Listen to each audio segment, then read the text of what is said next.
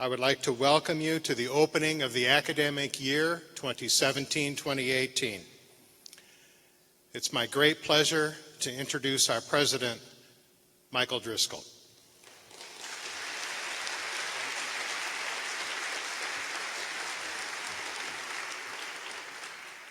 Good morning.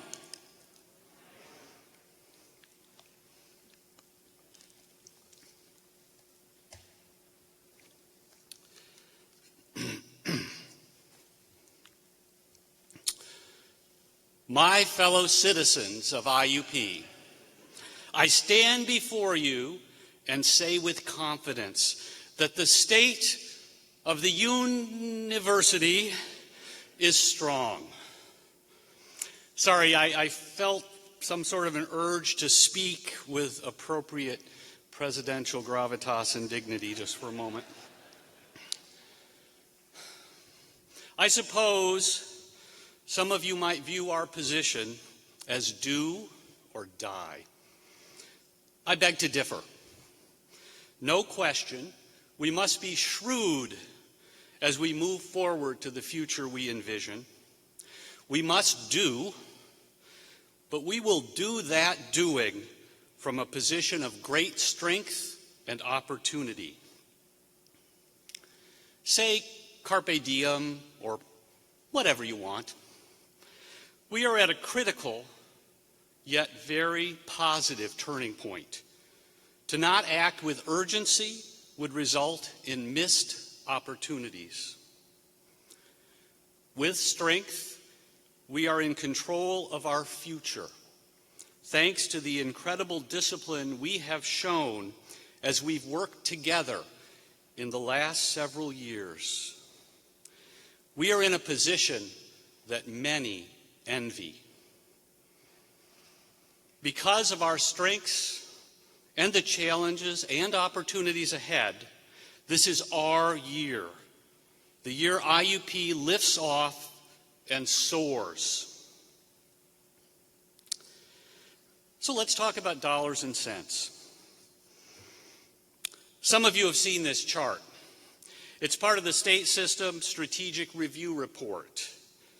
It shows changes in student full-time enrollment, spending per student full-time enrollment, and total spending.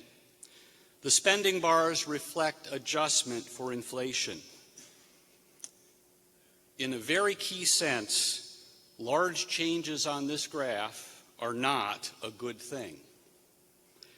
Together, we have worked hard to provide high-quality education to our students and stay in control of our bottom line. While facing the incredibly competitive market of Western Pennsylvania, we have been the consistent, strong performer. This slide reflects 2009 through 2015, and we actually are doing better today than this chart shows. So why is IUP's bar smaller and tighter than the others? Why are we in good shape? Easy answer. We do things the IUP way. Our brand of banding together to identify and solve problems works. It's not an easy thing to do, but together we've mastered it. The IUP way of doing things led to our creating the vision and strategic plan. We've learned a lot about ourselves along the way, and we're working together to get things done. Now we're going to use the IUP way to take advantage of what lies ahead. Here are some highlights. The new freshman class is solid. We'll have more freshmen than we had a year ago, and we are doing ever more outreach for the students we want to have at IUP. We've added significant new programs to attract students to IUP, the kinds of programs that they want and that will benefit the future of our world.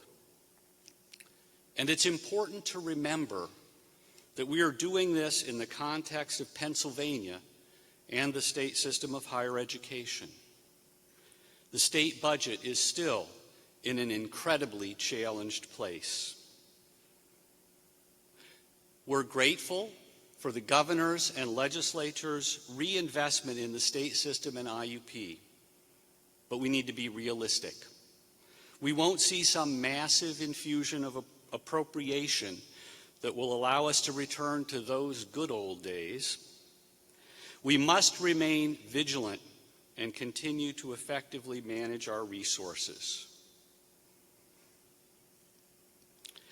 You might think the state of some of our sister institutions, the system's change in leadership, and the suggested changes identified in the system review create challenges for us.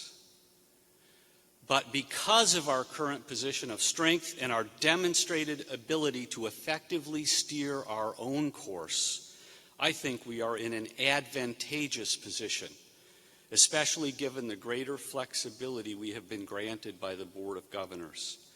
I am confident that we can continue to benefit from being part of the state system while determining our own direction.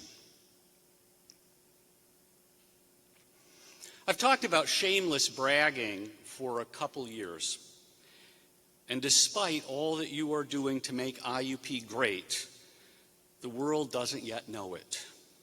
I'm going to come back to that in a moment.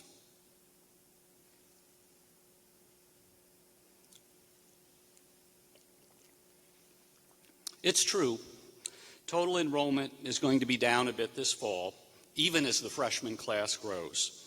But that's a challenge we know how to tackle. The last of those record-breaking classes has graduated, which is a reason enrollment has dropped. But that's not the only reason. We are losing too many students partway through their time here. Last year, I talked often about the fact that 6 in 10 freshmen who started at the Punxsutawney campus would be gone after their second year. That wasn't good enough, and we took bold action to ensure those students had a better chance to succeed by redirecting those who would have been at Punxsutawney to the Indiana campus. The experiment is in process, and I thank those who stepped up to make that change occur. I compare that with students who start at the Indiana campus. Another sad fact regarding persistence: 4 of 10 of those students will be gone after their second year. That's not good enough either. Of the 2,500 or so freshmen we will see this fall, about 700 of them will not be back next fall. Before you tell me these students aren't good enough to be here, note these things. The data shows we are losing many qualified students. Of the students who don't return to IUP, about half have a college GPA higher than 2.0. We're clearly not doing enough to make this the welcoming home those students need and deserve. And I remind you that it is part of our mission and values to help the children of southwestern Pennsylvania and beyond find the enrichment in life that higher education brings. Nearly 30% of our students are the first in their families to go to college. We owe them better wayfinding through the complexities of this university. We also fall below the mark when we compare ourselves to our peer universities. Many of you currently are doing great things to help our students persist, succeed, and graduate. But despite all that work, our efforts are still fragmented by college, departmental, and divisional lines. We don't always work together, nor use all the data available to focus on the techniques that have the biggest impact. We must redouble our efforts to do better by our students. It makes financial sense. After all, it's less expensive to keep a student than to recruit a new one. More important, it is the right thing to do. I am setting a new goal for our retention rate. Within 5 years, by 2022, I want to see our first to second year retention rate improve from 72% to 80%. The students in that class will graduate in 2025 when we celebrate IUP's 150-year anniversary. 4 other state system schools are achieving this rate now. So can we. Before I go on, I want to emphasize that I don't expect any of you to work yourselves to death. Rather, I want everyone to work more efficiently and collaboratively to focus our efforts on this problem, using techniques that have been proven by data to make a real difference. And I expect everyone, from president to professor, from coach to custodian, to take a leading role in getting students to IUP, ensuring they have a good experience, and celebrating with them as they depart with a diploma in hand and join our alumni community. With this renewed focus on student success, we are taking a number of important steps. First, I have empowered the provost to move ahead with all due speed to establish the University College to provide an appropriate home for students who have not yet declared majors. There, we will duplicate the same great welcome, advising, and support they receive once they land in a college. Second, we are going to complete work on the success plan. We think that in the next few years, we will settle on an undergraduate population of about 10,000 or so hardworking, motivated students. We are working on the exact mix of students we want to see, and then we're going for it. We are also zeroing in on a target number of graduate students. I believe we are able to expand our programs, making our graduate experience available to more people than ever. I also see room to serve more adult learners. In fact, the State System Review notes that Pennsylvania does a woefully inadequate job of serving those adult learners. And I have no doubt other student markets need what IUP has to offer. Third, I have approved the provost's request to begin hiring tenure-track faculty and support staff in areas that are demonstrably responsive to university mission, strategy, student needs, and accountability. We are not lifting the hiring freeze, and we must maintain our financial discipline, but we do need to make targeted hires in areas that are critical to our future.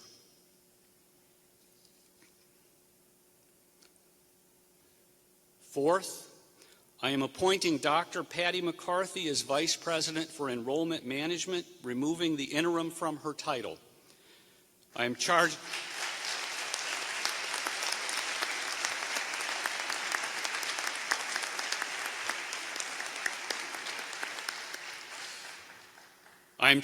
her with redefining the division's role as lead partner with the entire university community to ensure students succeed from admission to graduation. I have asked her to work in particular with the Vice Presidents of Academic Affairs and Student Affairs, leading a university-wide team to ensure we're doing everything we can to hit the targets and do right by our students. You will hear a lot more about this in the weeks ahead. Now, back to that part about shameless bragging. To make sure everyone knows about this wonderful university, I am creating a new marketing and communications division. Current staff from enrollment management and communications and from university advancement will be moved into one unit. And I will hire a chief marketing officer who will report directly to me and sit on President's cabinet. I expect this unit to concentrate on priority needs and envision that it could be structured similarly to our IT services area, caring for the big picture, in this case the reputation and overall image of the university, while also effectively serving the needs of admissions operations, advancement, the colleges and departments, and other units. With Bill Speidel's retirement, we will recruit a new vice president for university advancement with a search committee appointed and starting their work by the end of September. Thank you, Bill, for your tireless work on behalf of IUP. We will miss you.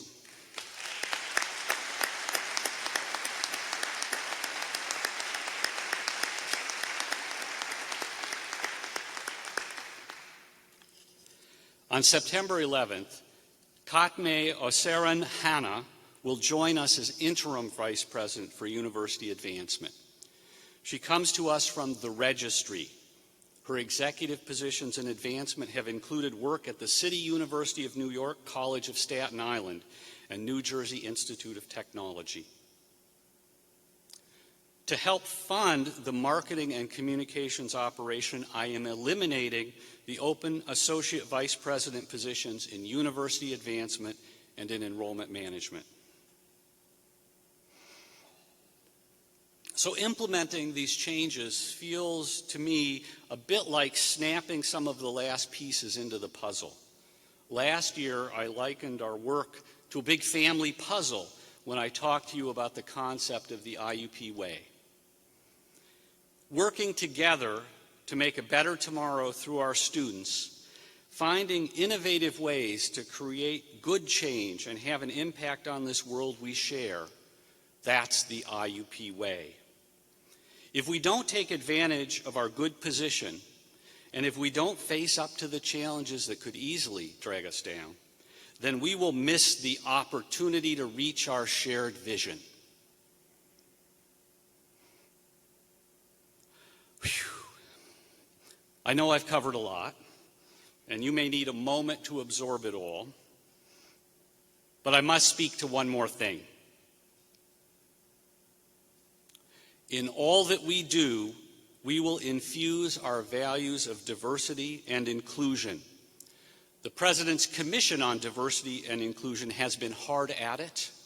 I want you to know that I've seen the first draft of their action-oriented recommendations. You'll have the opportunity to view a report this fall. In the wake of Charlottesville's tragic events, we must be vigilant.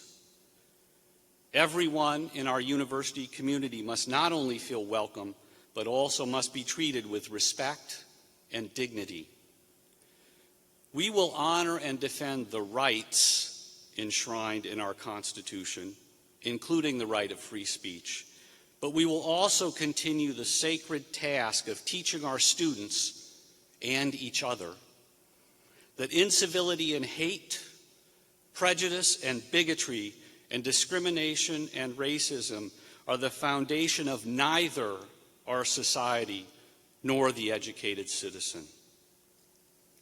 In the weeks to come, you can expect to see more resources to help you in this work. In all the things that I've mentioned today, we know what we need to do. We have the ability to do it. And we, without doubt, are the best people to do it. Working together, we are ready. IUP, let's get doing. Thank you.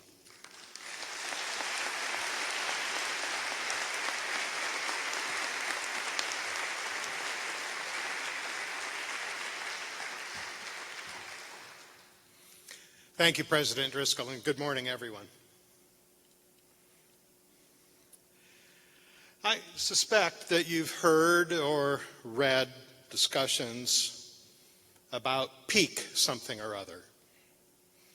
Usually it refers to a time when something was at the top of its game or commanded the market, and then it usually means that those times are behind us. They're gone forever.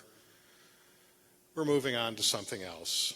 So peak buggy whips were 100, 120 years ago. I read something just last night. It says that outdoor enthusiasts are wondering if now is peak gear, meaning that footwear, say, isn't going to get any lighter or techy or better. It's as good as it's going to get. And inevitably, this moves to higher education. It's been said that higher education is beyond its peak. It's come and gone. There's a little disagreement about when the peak was. There is more agreement that the economic downturn of 2008 definitely is the bright line that said it's over, it's gone, it's behind us. Those were the good old days. No.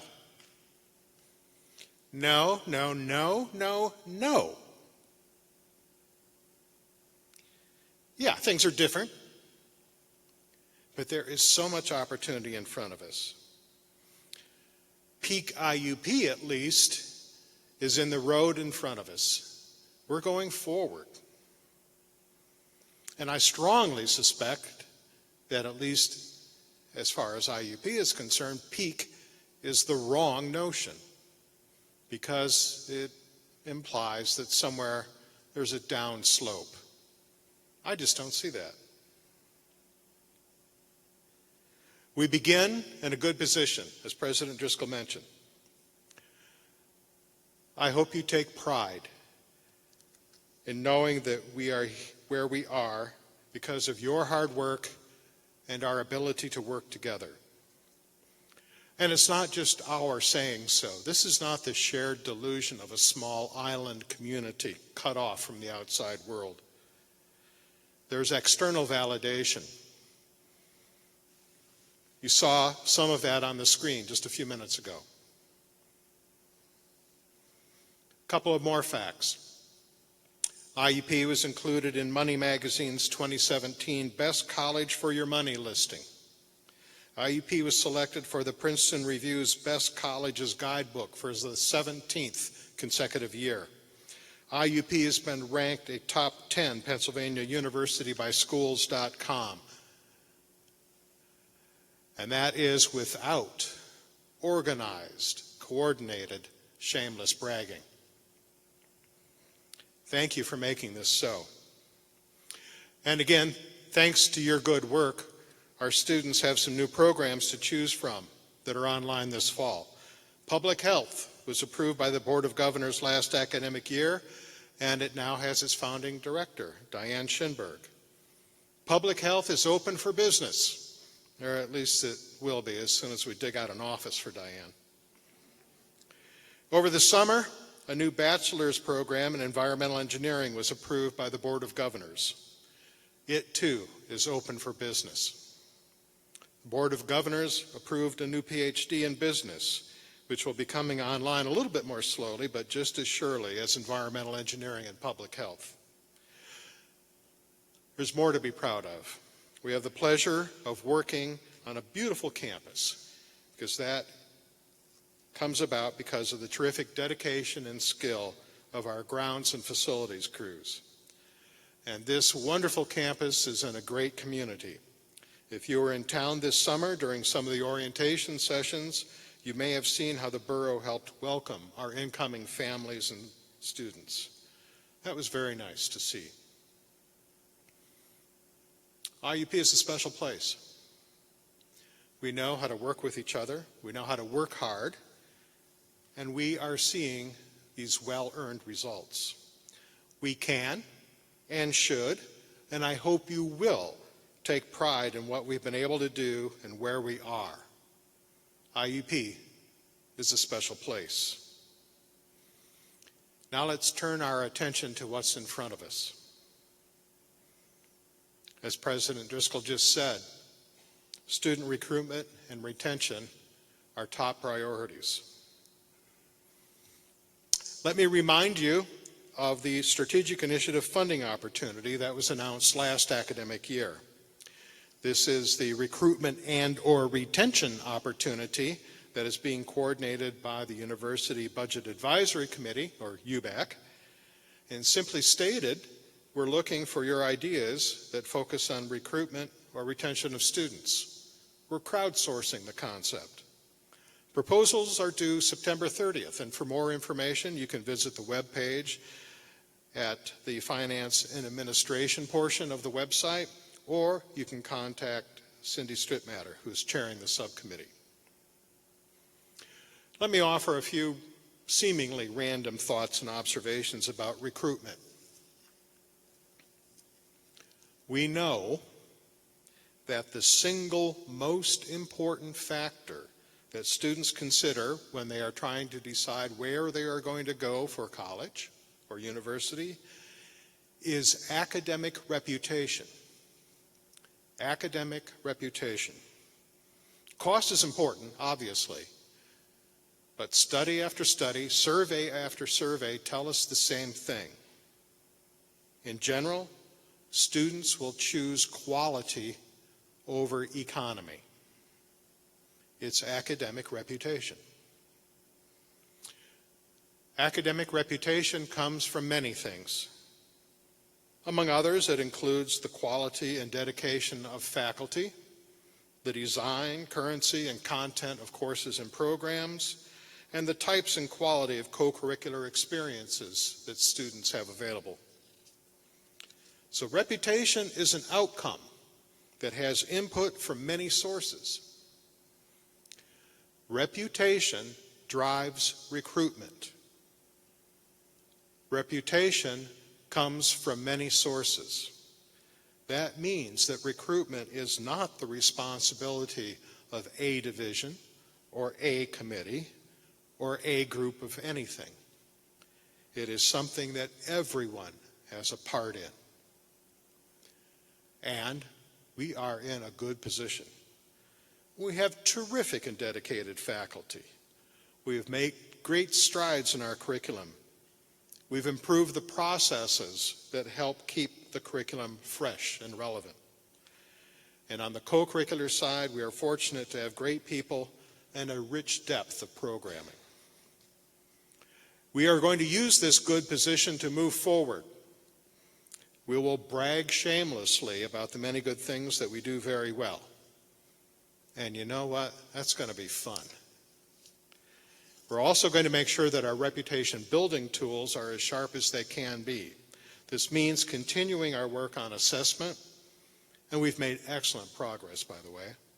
It means continuing the work on our liberal studies curriculum, and we've made good progress on that as well. You'll be hearing more about both of these as we go through the academic year. Yes, I'm going to say it. Assessment can be fun. We're going to go forward with continuous improvement in our courses and programs. We're going to give our students every chance to grow by challenging them academically, appropriately, but we are going to challenge them. And as we challenge them, we will support them in equal measure. I don't know if the fun part fits in here, but it certainly will be rewarding for everybody, students, faculty, staff alike. Let's keep ourselves sharp by making sure that we know our students. This means knowing them as individuals, which we already have a terrific reputation for. But it also means understanding them. Keep these things in mind. The freshmen that we are welcoming to campus right now are the last cohort of IUP students to be born in the 20th century. They have never lived without smartphones. Amazon has always been there for them. And compared to students that matriculated just a small number of years ago, all indications are that they tend to make decisions more quickly. For example, data show that after an initial inquiry, 2/3 of students decide where they will apply to college in just 4 weeks, often less. Compare that to your experience. It probably included months and months of poring over catalogs and hopping in the station wagon with mom and or dad and going campus visiting. This is a process that is done primarily online, and it's done quickly. We might expect that the same tendency for rapid-fire decisions continue during their college career, and that would include decisions not to continue. Time is of the essence when it comes to recruitment and retention. So, the students we will meet over the next couple of days are different in fascinating and wonderful ways from those that we welcomed to IUP a short number of years ago. The world is different too. Surveys tell us that the majority of Americans have positive views of higher education, and that's good news. There's bad news here. The public perception of higher education is changing rapidly and not for the better. There is a growing perception that higher education is not worth it financially, or that the things taught in college are irrelevant, or that higher education is a forum for political indoctrination. These are perceptions, but they are our reality. If this has stirred your inner political animal, soothe it. Make it a nice cup of tea. Because I don't want to talk to the political animal. I want to talk to the inner educator in every one of us. This is a wonderful opportunity. It's a teachable moment. And not coincidentally, this ties in with the part about shameless bragging. Here's what we can remind people of.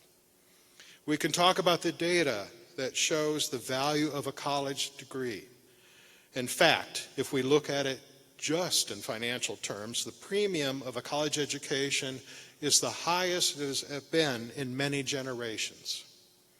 Nationwide, and again in terms of dollars alone, a full-year worker over age 25 with a bachelor's degree earns about 70% more than someone with a high school diploma. This translates into substantially greater lifetime earnings. And for a typical person entering college out of high school, higher education becomes a net economic positive by the time they are in their early 30s. That is when, on average, the higher earning potential of being a college graduate surpasses the financial investment of attending college and pays off the 4 years or so of being out of the workforce. Beyond dollars, we can say that holders of four-year degrees have greater social mobility. They are more likely to be covered by health insurance. They have substantially lower rates of unemployment. And this holds true through economic downturns. Holders of four-year degrees are less likely to live in households that receive public assistance. College graduates have significantly lower smoking rates, are more likely to exercise, are less likely to be obese, are more likely to engage in unpaid volunteer activities, and are more likely to vote. This sure sounds like a pretty solid investment. Let's get out there and tell it. Brag. Shamelessly. What about the relevance of a college degree? Well, we know that IUP students succeed and that we do a pretty darn good job at teaching the core skills in the many majors that we offer. We also know that employers and life in general demand competency beyond the core. These soft skills are being talked about again. They are at a premium. What are the soft skills? Well, they're things like critical thinking and problem solving and verbal and written communication skills and the ability to work well in groups. And you know what? These soft skills that are so sought after, that are so elusive, sure sound like they're being ripped right from the learning objectives of the liberal study curriculum, don't they? So we're going to push forward, make sure that our assessments are solid and our liberal studies curriculum is tight, and we're going to get out there and tell that part of the story too. We're going to brag shamelessly.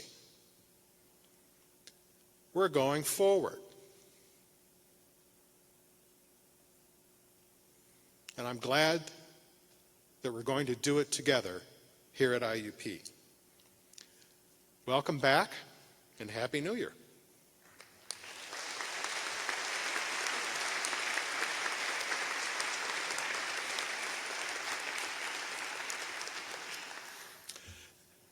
And it's my pleasure to introduce our next speaker this morning, Dr. Nadine Lamoureux.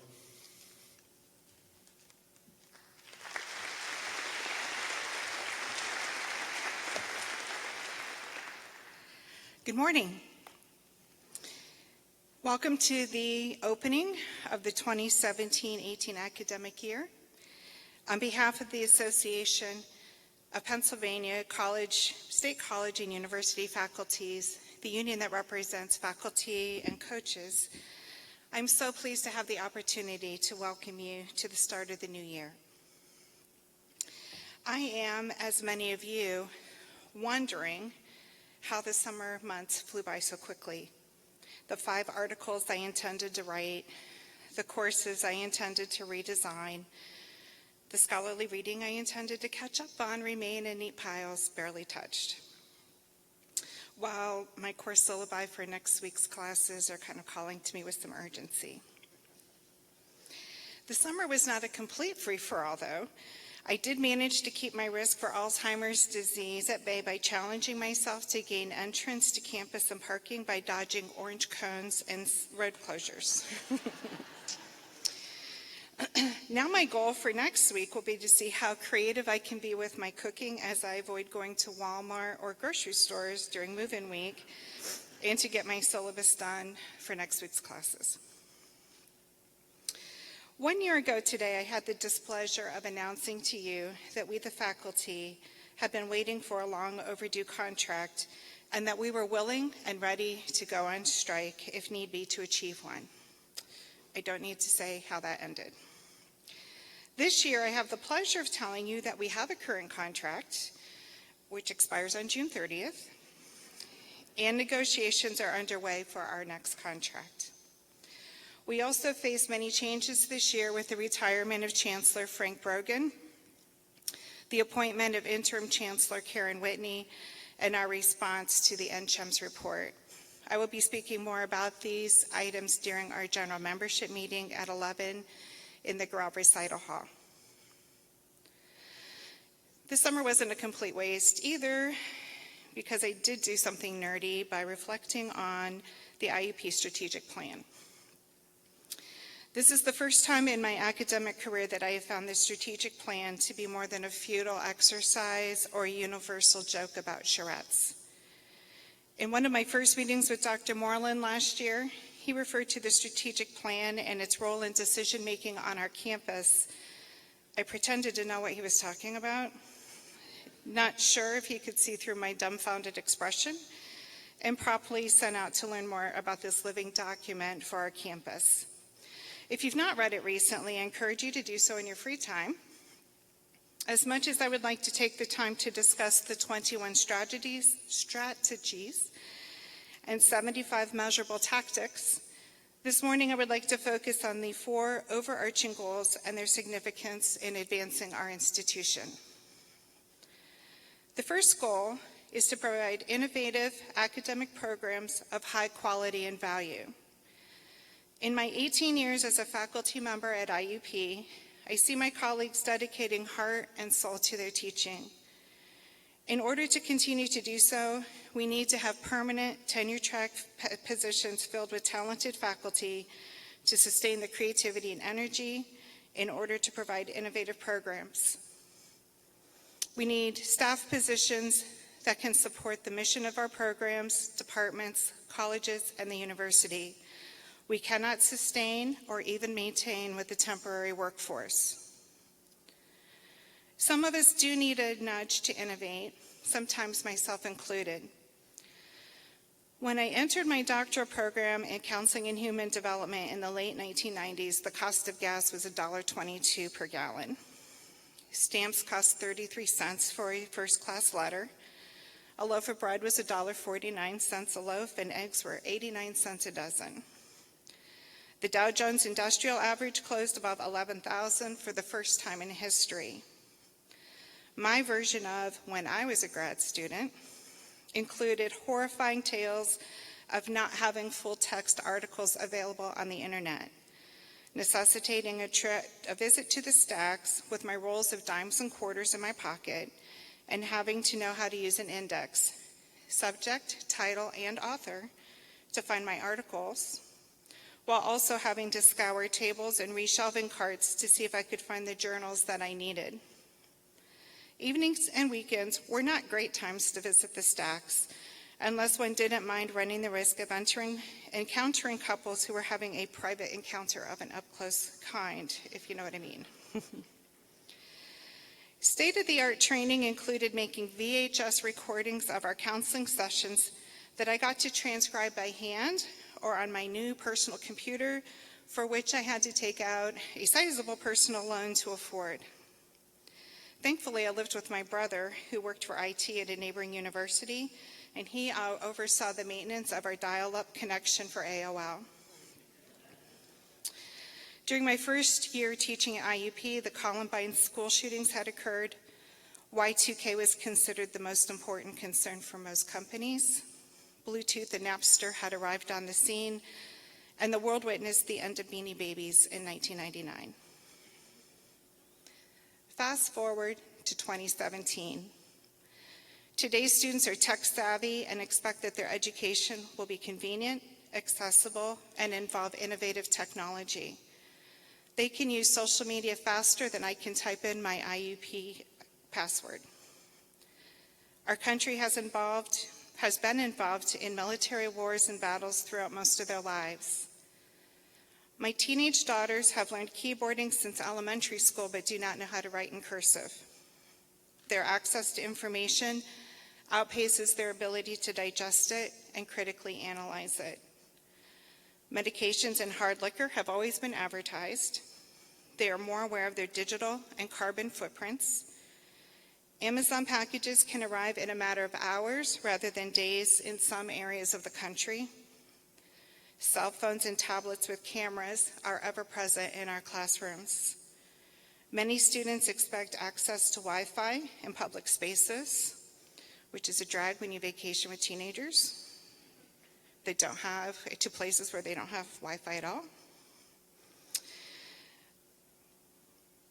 Students are more likely to use technology-mediated communication. In order to keep our programs innovative, we need to be creative in meeting our students where they are in terms of the world in which they live, in our instructional experiences, assignments, and interactions. At the same time, there is an economic divide between those who have access to technology and those who do not. In our more rural communities, there are many families who do not have regular, reliable, and access to the internet or technology. We need to work to close the achievement gap that exists between our first-generation college students who have not grown up with access to technology and who may not be as proficient in its use. I cannot expect my students to bridge the gap between our coming-of-age worlds. It is my responsibility to meet them where they are. The second goal is to prepare all of IUP students for success in work and life, in addition to academic success. I can honestly say that I have yet to encounter a colleague who is not committed to his or her students' academic success. However, we cannot do what we do if students are not able to access affordable higher education. As the state legislature has decreased funding of the state system in education, the burden of educational costs has shifted proportionately to our students and their families. Pennsylvania ranks number 2 in the number of graduates, 71%, who leave their colleges and universities with an average debt load of $35,000. What does this mean for student success in work and life? Some of our students struggle to stay in school or have to choose between purchasing textbooks and buying food or paying rent. Some of our graduates take on entry-level jobs that do not provide salaries that will enable them to repay their loans and purchase homes in their communities. In order for the Commonwealth to benefit from an educated workforce, it needs to attract and retain talent.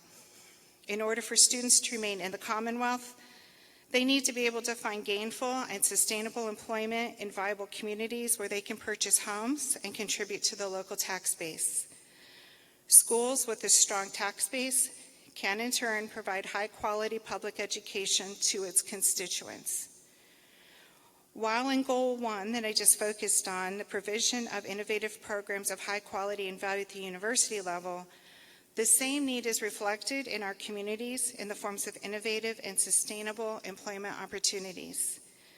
We cannot measure employment success by quantity of jobs if the nature of the jobs are seasonal, temporary, or rely on unskilled labor or service-oriented positions, if people remain unemployed or underemployed, unable to access adequate health care, or if education and educational opportunities are inequitable. In order to ensure the success of our students, we need to vigilantly advocate for our state legislature to focus efforts on regional economic development and increase efforts for innovative job creation. At the same time, we need to increase our state's citizens' access to free or affordable post-secondary training. We need to advance the mindset that all Pennsylvanians deserve the opportunity to pursue the American dream for themselves and their children. Affordable public education is key to that pursuit.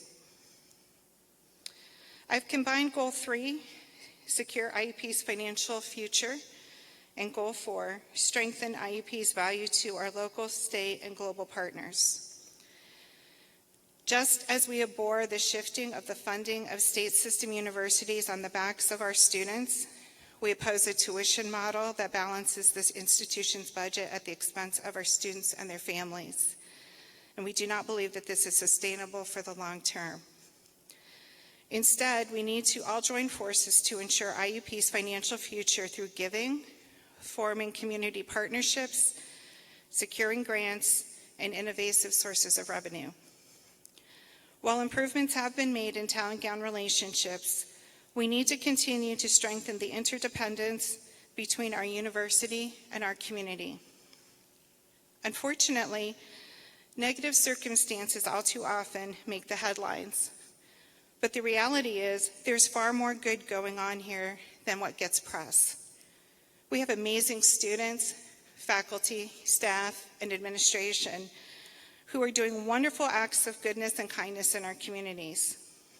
There are so many opportunities for partnership while providing practical experiences for our students, experiences that will help advance their education and their careers. We need to, at every level of the university, from students to members of the Board of Trustees, from alumni to community members, consistently advocate and appeal to the state legislature to support our efforts to contribute to the economic development of our region. Our House and Senate representatives need to know who we are and how we make a positive difference to their constituents.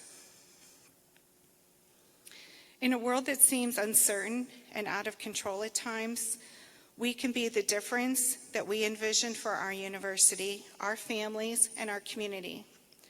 As we enter the new academic year, I hope you will find ways to make these values realities and commit to ensuring that the future of IUP is secure, strong, and sustainable. You have my very best wishes for a positive and productive academic year. Thank you.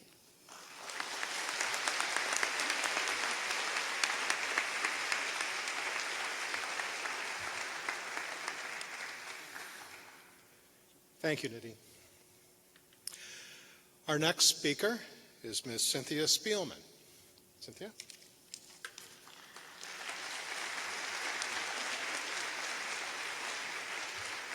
I feel like my daughter's bobbleheads. Good morning, members of the IUP community and guests. The reason I have been invited to speak today is that I am president of the second largest union on campus, AFSCME. This isn't about me, but those I speak for, the custodial, maintenance, and clericals. We do a wide range of duties for the university, including cleaning the buildings, keeping the grounds professional looking, staffing offices, providing printing services, operating the post office, providing IT support, staffing the police department's dispatch operations. This is just to name a few. AFSCME stands for the American Federation of State, County, and Municipal Employees and was founded in 1932 when a small group of white-collar professional state employees met in Madison, Wisconsin, and formed what would later become Wisconsin State Employees Union Council 24. The reason for the group's creation was simple: to promote, defend, and enhance the civil service system. They were also determined to help spread the civil service system across the country.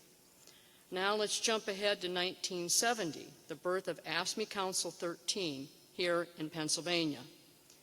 Jerry McEntee was the first executive director, followed by Ed Keller, and now under the current leadership of David Philman. AFSCME statewide represents some 65,000 members. These are the people who plow your roads, help provide people with public assistance, work at the liquor stores, provide services for the unemployed, and the list goes on. Gee, I bet you didn't think you were coming here to get a history lesson today. Now, on to the heart of the labor movement. Why did people want to come together, forming unions, and what has this group brought to our country? The simple fact is that they wanted a better life for themselves and their children. They wanted that American dream.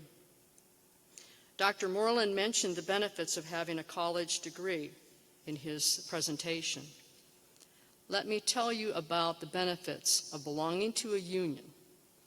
Statistically, you have better pay, on average 10 to 15% higher wages than your non-union counterpart.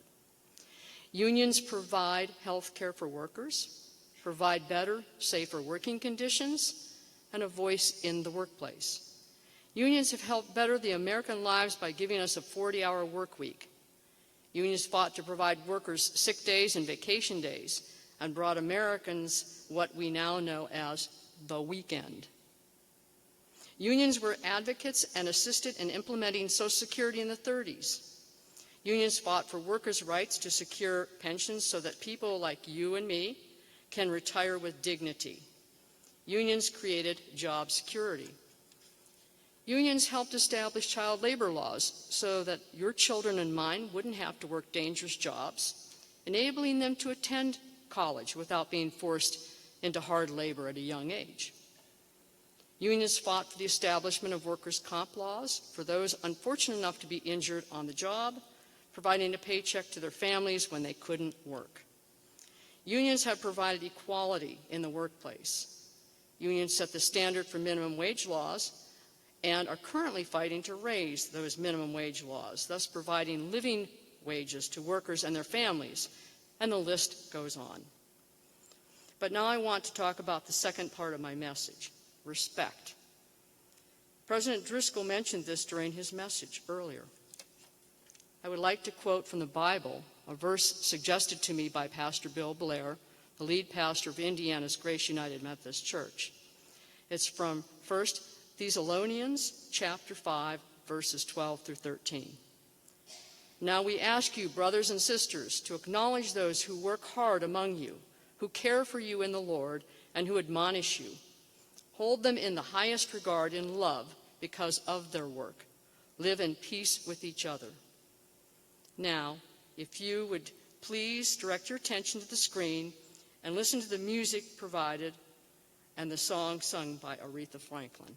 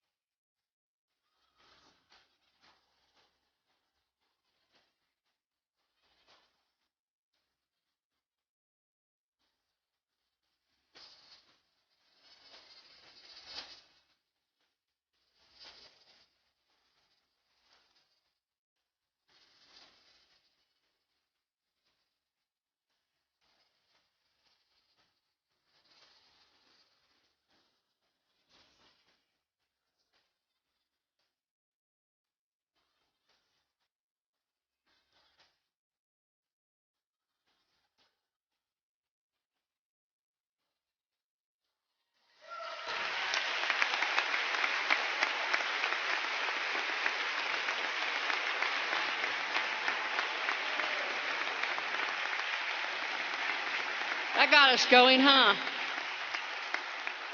You might be old enough to remember the late Rodney Dangerfield, who always talked about how he got no respect. We were taught at an early age to respect our mother and father, to respect our clergy, to respect our police and teachers, to respect our elders. Were you also taught to respect the waitress who brings your meal to your table? Or how about the clerk who rings up your purchases at Walmart? Or the garbage collector who picks up the trash? Do you value their work and respect the work they do? The faces you just saw are those of some of the men and women who work here on campus who desire one important thing: respect. So the next time you see someone picking up your trash or answering the phone calls that come into the offices or delivering mail or supplies, fixing a leaky faucet, mowing the lawn, give them a smile or a nod of the head, or better yet, tell them you appreciate all that they do to make this campus a better place. Finally, I leave you with two quotes. One from Albert Einstein, who said, "I speak to everyone the same way, whether he is a garbage man or the president of the university." And the second one from the governor of Ohio and former 2016 Republican presidential candidate, John Kasich. And that's a hard one for me, if anyone knows who I am. Who said, "We need to give everybody a chance, treat everybody with respect, and let them share in this great American dream that we have." Thank you, and have a safe year, and God bless you all.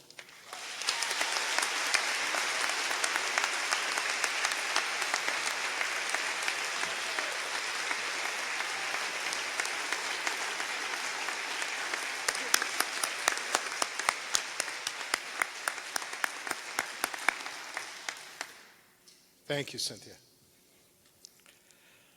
Our next speaker is Mr. Caleb King, student representative to our Council of Trustees.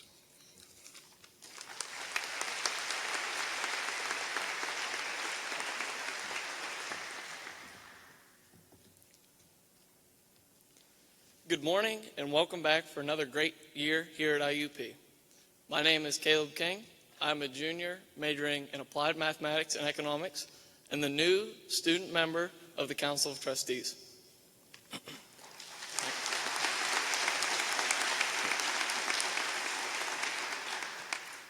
In my first 2 years here at IUP, I've been involved in many student organizations, recorded dozens of service hours, and have excelled academically. I cannot fully express my gratitude for all that the university has provided me, which is the reason I want to give back to the university by serving in this position. It is incredible to be here today, almost 2 years to the day from my freshman convocation, which was held in this same auditorium. Back then, I never would have imagined all the things IUP had in store for me. I remember sitting in those seats thinking to myself, how am I going to make new friends? How am I going to find my classes? And how in the heck am I going to do my own laundry? It was overwhelming, and there was so much to learn. One of the first things I learned was what I believe is the best part of IUP, and that is the people. Across the board, we have been blessed as a university to have such a multitude of talented people all working to make IUP the best that it can be. This all starts with the sound leadership of Dr. Driscoll. His thoughtful and collaborative leadership has served the university well. In addition, I'd like to highlight each of the vice president's dedication to the university through challenges like budget deficits and decreased enrollment. It is reassuring to me as a student to see this type of quality leadership. IUP also boasts the best faculty and staff. I've been nothing but impressed with the genuine care for students that you all exude. My professors have always answered any questions I have had and continue to make me feel welcome to stop in during office hours. They have even made special arrangements to meet with me if my schedule conflicted with their office hours. It is easy to see that you care about the students, and I feel grateful to attend a university that fosters an environment so conducive to learning and sharing ideas. I know I speak for my peers when I say that we value our professors and how invested they are in our success. I'd like to share a personal experience that I feel highlights the importance of higher education. This past summer, I was fortunate enough to be employed at one of the best summer work positions in my small hometown in Western PA. The company that I worked for was a petroleum refinery and is one of the few heavy industrial plants that is still thriving here in Pennsylvania. It is one of the primary employers in our area and provides many relatively well-paying jobs. As one of the 6 college students hired there for the summer, it was not uncommon for the full-time employees to go out of their way to ask us about our schooling. It was exciting for them to talk to us and find out what each of us was studying. They would listen attentively to us as we told them what our majors were, and then would pass on some words of advice. Many of them, speaking out of their own personal experience, would say, "Stay in school. I wish I would have." Every time I heard this response, it was a reminder for me as a student how valuable higher education is. What we are doing here at IUP makes a difference. We are preparing our students with everything they need to not only obtain a degree, but to also excel in the professional world. This can be seen by the incredible work that our graduates do every year and truly reflects the quality of the education that they have received. Looking ahead to this new academic year, we will need to continue the important work of preparing our students, and I am confident that we will. I hope everyone has a great academic year. Thank you.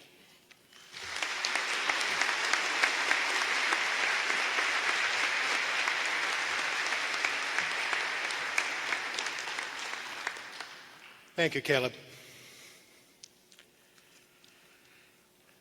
And now,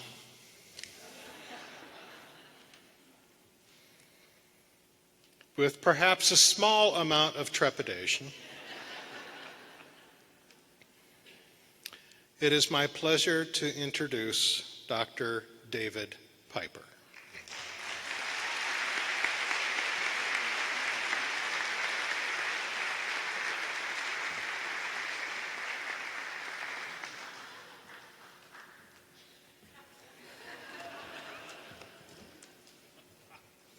Well, great way to start. Even the platform party leaves. Good evening or good morning. As Dr. Mullen said, I'm Dr. David Piper, and I'm the chair of the now critically important Department of Employment and Labor Relations. Good morning.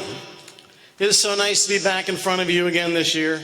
As Provost Moreland stated, I am the chair of the University Senate. We are that institutional governing body that is convened to assist the university administration on important policy decisions that need to be made every year. As a body, we meet once a month. Our meetings are open to everyone with an I-card, and our meetings are free of charge.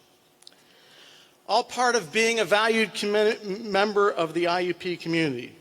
Further, I encourage all of you to consider running for the Senate in our elections this spring. We need new senators each and every year. We have no term limits, and our elections are not influenced by Facebook hosts of outside countries or other patchy institutions. Now onward to the new year. A lot of great things have happened. We have a new contract. Hallelujah! We have a contract!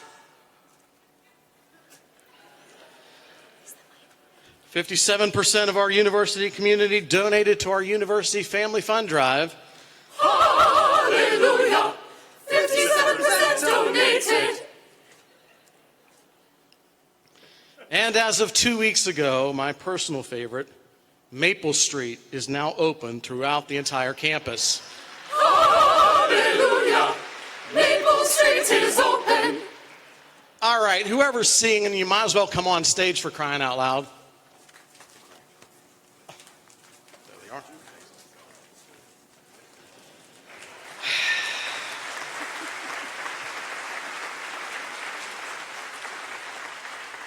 But like every year, it seems we are going to be met with obstacles that may, if allowed, impede our delivery of education. I've come to realize that no matter how hard we try, we will always be faced with obstacles. But I also know that when the academic year concludes, we will somehow manage these obstacles and will graduate over 3,000 students and provide a valued education to nearly 13,000 students. As an institution, it seems that no matter the obstacle, we continue to meet our mission of engaging students as learners and leaders. Hallelujah! Students are learners and leaders. Obstacles? They always happen. This summer, we had many. If you had a chance to be on campus, you were likely met with many obstacles as you tried to find your way around. I can relate.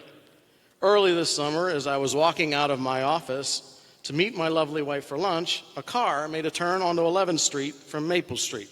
Hallelujah! Maple Street is open. Only to be confronted by a construction fence. The person in the car rolled down the window and said, "Excuse me, sir." Hallelujah! They called him sir. At first, I didn't know who he was talking to because I've been called many things at this institution, and very rarely was the word sir used. He saw the confused look on my face and said, "Yes, you. Can you please help me?" I said, "Sure, what do you need?" He asked, "Can you tell me how to get to Straight Hall from here?"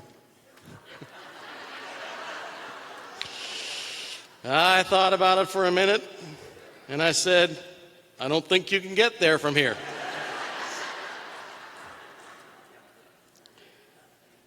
After some thought, I finally told the person, if I was you, I'd back up and head towards the KCAC, which is right down that way. At the light, I'd turn right onto Wayne Avenue. Then take the Route 119 exit ramp toward Katanning. Go about 2 miles and take the Oakland Avenue exit past Walmart. Hallelujah! Walmart has everything. And then drive on Oakland Avenue to Pizza House. Hallelujah! Pizza House has pizza. Then turn left towards Straight Hall. Boy, I'm hoping this person made it. Of course, he may have had problems getting to Wayne Avenue since I sent him towards the KCAC, right past another construction fence set up for the visitor bleacher demolition at George P. Miller Stadium.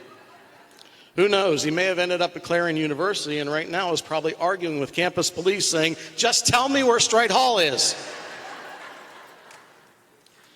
I continued my walk to the library. Hallelujah!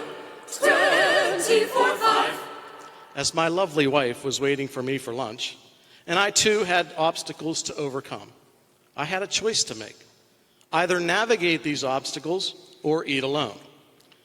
And with me, if somebody's going to volunteer to eat lunch with you, you navigate obstacles.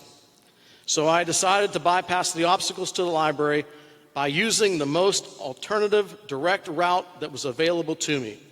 This meant I had to walk through the parking lot of Foster Hall, climb the 5 flights of stairs onto the roof of the parking garage, pole vault onto the roof of Cogswell Hall, rappel down the back of Cogswell Hall, use the steam tunnels to get underneath 11th Street, to finally emerge on the stage of Fisher Auditorium. And then I was able to use the only sidewalk left untouched by this year's construction project to meet my wife. I greeted her and she promptly said, "You look terrible. Were you in the steam tunnels, for goodness sakes?" Well, as a matter of fact, I was. While drying the steam off of my forehead and fixing my hair, I thought something has to be going on with all this construction. So I made the decision as your Senate chair. Hallelujah! He's the Senate chair. To investigate this issue. What I'm about to share with you is based on countless hours of information gleaned from many reputable sources, along with creative thinking and active imagination. These sources spoke on a condition that their names not be released, primarily because they didn't exist. And I believe I have discovered what happened at IUP this past summer. although this story is almost completely fictitious. Here is what happened in my slightly distorted, somewhat scary mindset. This was a creative project, a project used to find a new untapped source of revenue, a revenue source that likely could be replenished annually. Let me give you the details. Now, knowing the brain trust as I do, this probably had a top secret acronym labeled to it. I assumed, based on what occurred, this project was called Logistical Obliteration of Opposition Seating, Enabling Construction of Highly Accessible New Grandstand Equipment, or Loose Change. Hallelujah, loose change is great. What is this, you ask? Well, it's a new funding initiative that, if done right, can be a reoccurring source of revenue each and every year. The project entails the demolition of the visitor bleacher section of our football field and securing all the loose change that visitors have dropped over the years by family and friends of other Paschy institutions who've come to watch their teams play against our mighty Crimson Hawks. Hallelujah, Crimson Hawks are great. And don't think this doesn't happen. Every time the Hawks score during the football season, the ROTC fires that cannon. And when they do, I not only lose the change in my pocket, but the hot chocolate I just purchased and the popcorn I bought from the Boy Scouts. Fortunately, for the home side, we have concrete structures under our feet. So all I need to do is pick up my money, wipe off the popcorn and hot chocolate, and put it back in my pocket. All this time, people thought I was an excited football fan throwing popcorn in the air every time IUP scored. Now you know the truth. Cannon fire scares me to death. So IUP football team, if you're hearing me, take note. The more you score, the more money we will likely make on this initiative. But then it goes on. To make certain that no other Paschy Institution's foundation would try to come and claim their funds as part of their own, the facilities department here at IUP contracted enough projects to effectively block every single road leading to campus, under the auspices of road construction, of course. Now, this is creativity, and another way we here at IUP try to navigate the obstacles we face each and every year. You see, I do understand the frustration we are all likely going through as we start a new academic year, especially when uncertainty still remains in the air. We look for help from many sources: the state, the federal government, our alumni. And I know at times it feels like we at IUP are the pilot version of new sitcoms about a university adventure to survive each and every year. For instance, I spent this summer writing new scripts for potential television shows that I feel summarize what we have to deal with every year. This first one is entitled Provost Tim's Island, and the theme song goes like this.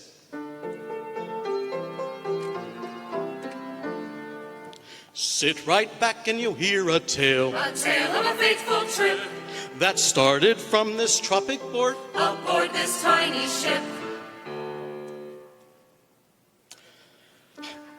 The mate was a mighty academic man. The skipper brave and true. 13,000 passengers who sailed that year. For a two-semester tour. A two-semester tour.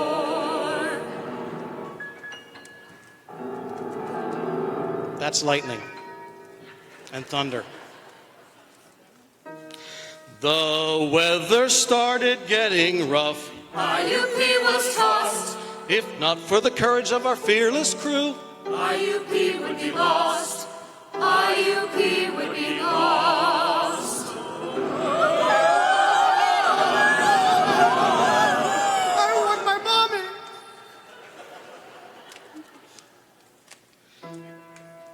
The IUP struck ground on this uncharted Oak Grove Isle with Provost Tim, The skipper too. the department chair, And his wife.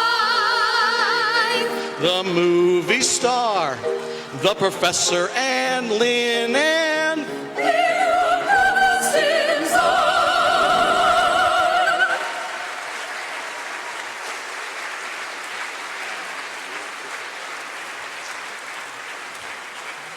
I think you know most of our folks here. We have our department chair and his wife. The movie star is probably a little confusing. Scott Decker from the ELR department was actually a featured extra in The Silence of the Lambs. So if you actually go and Google and YouTube the hockey mask scene of The Silence of the Lambs, you will see Dr. Decker. So anyway, do any of you feel like you have been on the island with Provost Tim? And that's not all. I mean, I've even written a theme song about a new show regarding a president of our university who was forced into extraordinary initiatives to appropriately fund his university. It went something like this.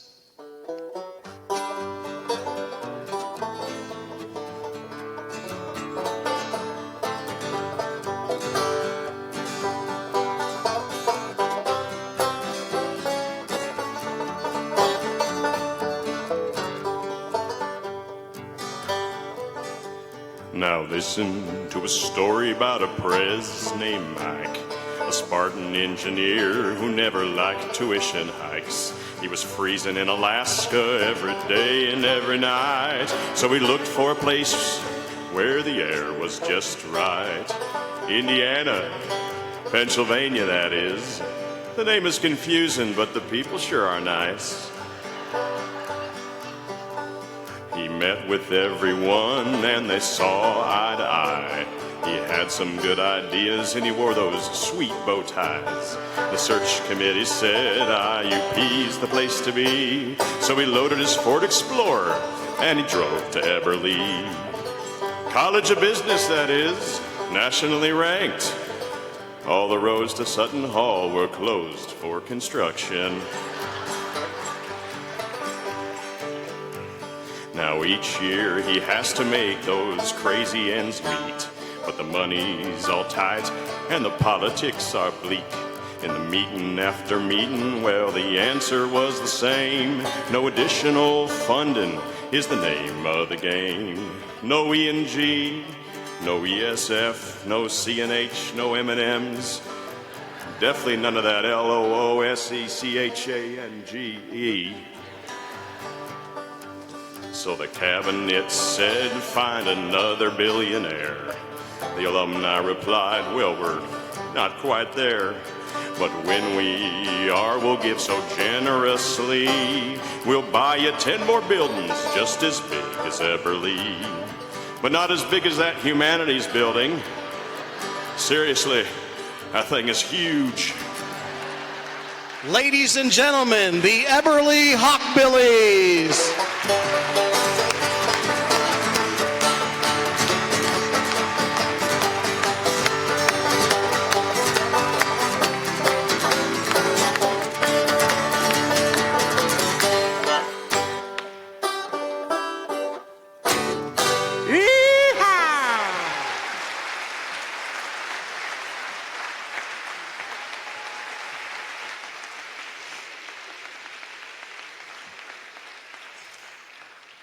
You see, I've finally come to the conclusion that no matter how hard we try, it is likely that we will always be faced with obstacles.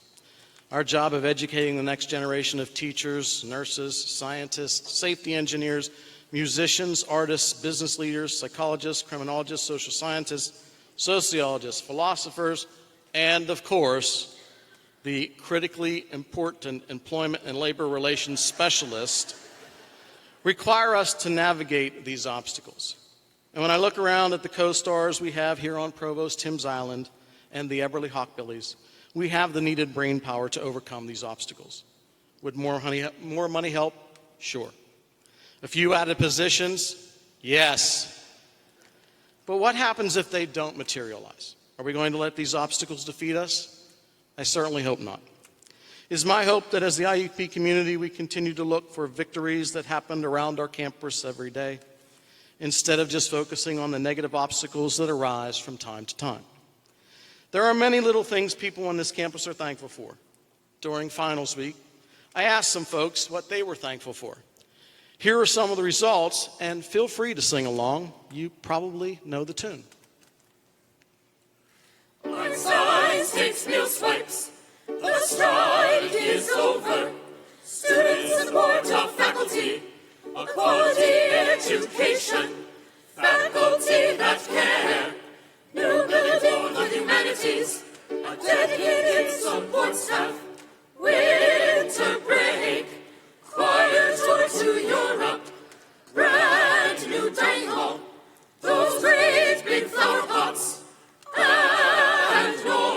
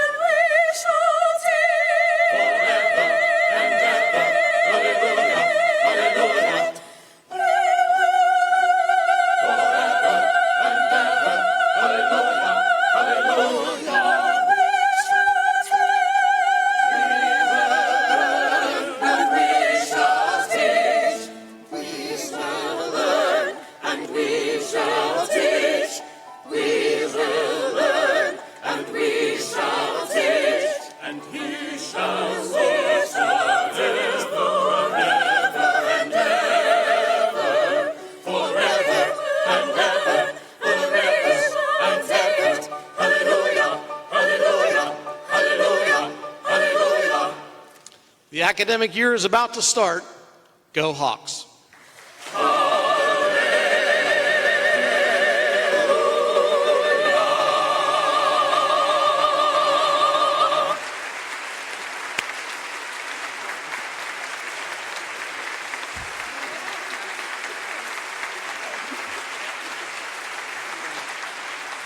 Thank you.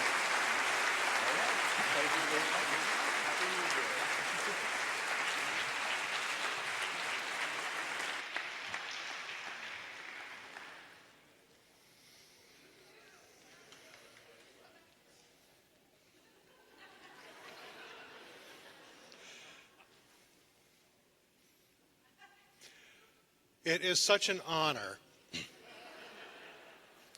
to go into the academic year with pure, crystalline, deep dignity.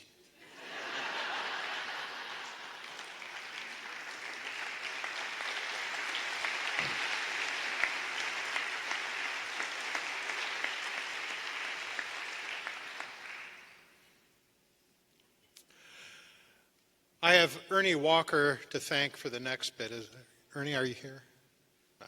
Anyway, he reminded me the other night of an appropriate quotation. This comes from Lorne Michael, the executive producer of Saturday Night Live. He said, "We don't go on because we're ready. We go on because it's 11:30. And it is April 20th. Oh my goodness, August 25th. I know that you have a great deal of business to conduct during the rest of the day, but I do hope that you will take some time to attend the ribbon cutting ceremony at the new North Dining Facility. That begins in 2 minutes at 10:30. IUP Dining will provide tasty samples from the new state-of-the-art facility if you go over there. And then, between 11:30 and 1:30, please join the community for the picnic in the Oak Grove. Please help us continue the excellent progress in IUP's recycling program by looking for the blue recycling containers to dispose of bottles and cans during the picnic. Thank you, and this concludes our program. Have a great day.